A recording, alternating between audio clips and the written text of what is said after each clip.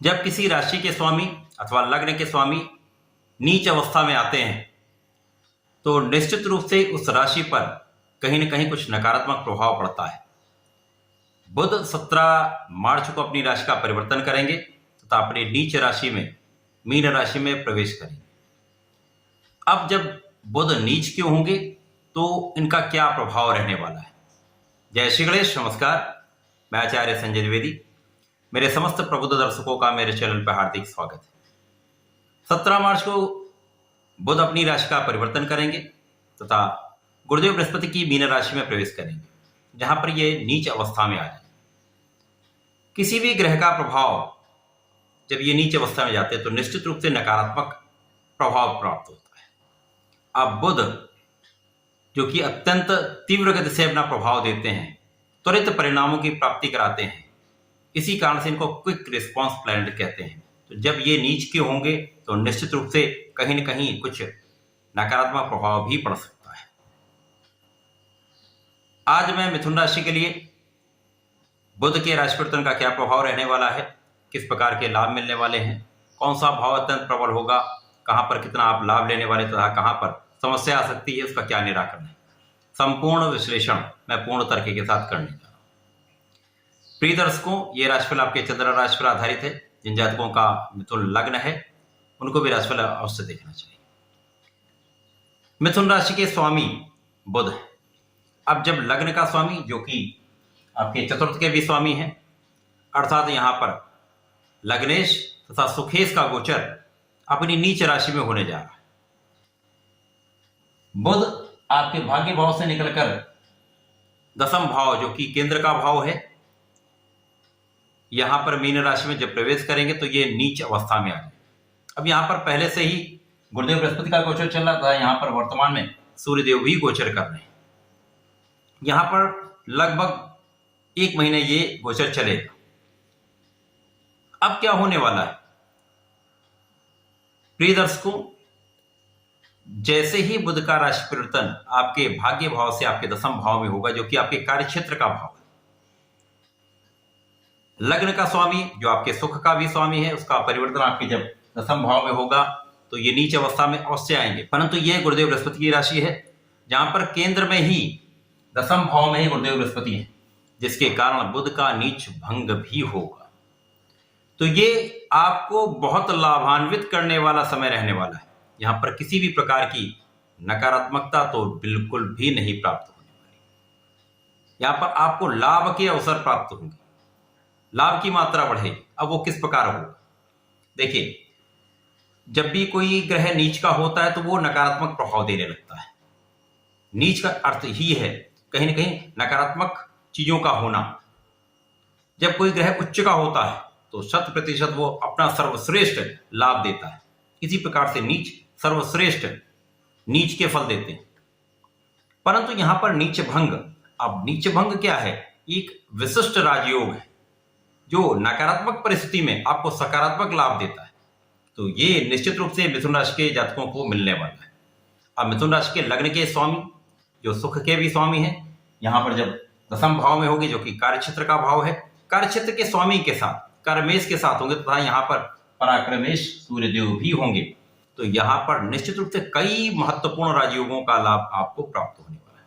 सर्वप्रथम तो गुरुदेव बृहस्पति का हंस योग जो कि यहाँ पर आपके कार्यक्षेत्र को बहुत प्रबल कर रहा है। साथ ही साथ सूर्य बुध का बुधादित्य योग, सूर्य का दिग्बल में होना अत्यंत महत्वपूर्ण है। गुरु सूर्य का महाराज योग, उसी प्रकार से बुध का नीच भंग राजयोग, 4 महाराजयोग यहाँ पर आपके दसम भाव में है। इसके साथ ही साथ भाग्य भाव का स्वामी भी बहुत प्रबल अवस्था में शश नामक राजयोग में। तो निश्चित रूप से ये समय आपको लाभ की प्राप्ति कराने का है।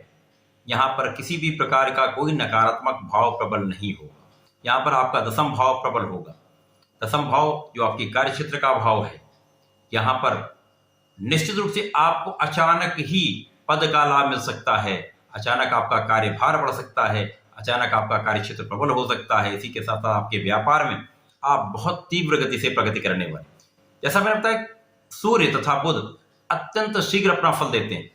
तो जब ये अपना परिणाम त्वरित देंगे तो निश्चित रूप से सूर्य जो शासन प्रशासन उच्चाधिकारियों के स्वामी हैं, इसी प्रकार से आत्मबल के कारक हैं, पिता के कारक हैं, मान सम्मान के कारक हैं, तो निश्चित रूप से इस समय बुधादित्य योग आपको 100% कार्य क्षेत्र में बहुत प्रबल लाभ देने वाला है। आपकी पदोन्नति कराने वाला है, आपको कार्य क्षेत्र में प्रबल करके सफलता देने वाला है। यहाँ पर गुरुदेव बृहस्पति के साथ बुध का संयोग नीच भंग तो कर ही रहा है, साथ में आपको बहुत कुशाग्र भी बना रहा है। तो यहाँ पर कुशाग्र नामक राजयोग भी प्राप्त होगा, जिसके कारण आपकी बुद्धि का भाव अत्यंत प्रबल होगा, आपके ज्ञान का भाव प्रबल होगा, आपका कैलकुलेशन बहुत अच्छा होगा, आपका लेखा कार्य बहुत अच्छा होगा, आप बहुत सकारात्मक होंगे, क्योंकि गुरु और सूर्य भी बहुत सकारात्मक प्रभाव पड़ने वाला है। उच्चाधिकारियों का पूर्ण सहयोग प्राप्त होने वाला है, शासन प्रशासन का पूरा आप लाभ लेने वाले हैं। यदि यहाँ पर सरकारी नौकरी का प्रयास करने वाले हैं, कर रहे हैं, प्रतियोगिता परीक्षा की तैयारी कर रहे हैं, नई नौकरी का प्रयास कर रहे हैं, तो 100% आप लोगों के लिए बहुत उपयुक्त समय है। व्यापारिक उन्नति का बहुत प्रबल यहाँ पर योग बन रहा है, बहुत प्रबल आप लाभ भी लेने वाले। इसी प्रकार से धन का बहुत विशिष्ट लाभ आपको प्राप्त होगा, बहुत प्रबल मात्रा में यहाँ पर धन आपके पास आने वाला। साथ ही साथ यहाँ पर परिवार का भाव प्रबल होगा, परिवार के सदस्यों में वृद्धि का योग दिखता है, आपके पंचम में प्रबलता आएगी। साथ ही साथ आपके शत्रुओं का भी यहाँ पर पराभव 100% होगा। यहाँ पर आपके सप्तम की प्रबलता आपको प्राप्त होगी, यहाँ पर गुरुदेव ही सप्तम के भी स्वामी हैं। तो यहाँ पर लग्न का स्वामी सप्तम का स्वामी एक साथ होकर बहुत प्रबल रूप से आपके विवाह का योग भी बना रहे हैं।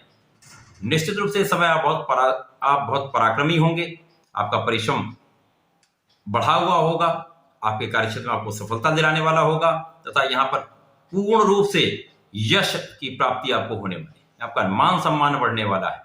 यहाँ पे आपके कार्य क्षेत्र में वृद्धि होने वाली है, कार्य क्षेत्र में प्रबलता से आपका नाम भी प्राप्त आपको होने वाला है।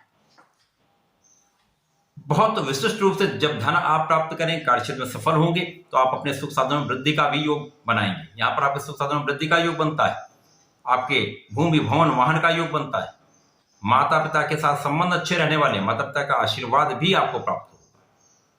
माता पिता का आपको आशीर्वाद अवश्य लेना चाहिए।